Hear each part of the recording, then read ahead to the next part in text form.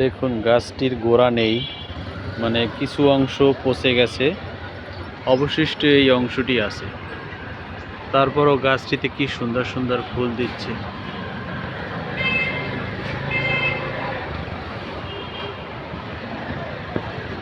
বিশাল গাছ, একদম শহরের ভিতরে। এখানে পাখির বাসা আছে। আর গাছটির সবচেয়ে মূল্যবান বিষয় হলো, দেখুন নিচের অংশ নেই বলতেই চলে, কিন্তু বিশাল গাছ, চমৎকার চমৎকার ফুল ফুটে আছে।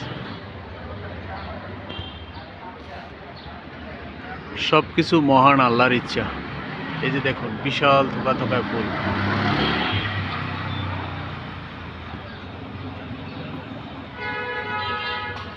তাই যেই রব আপনাকে আমাকে সৃষ্টি করেছে, সব সময় আসুন তার ইবাদত বন্দিগি করি।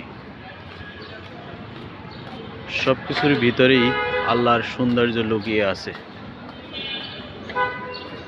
ভালো থাকবেন, সুস্থ থাকবেন, বেশি বেশি ইবাদত বন্দিগি করবেন।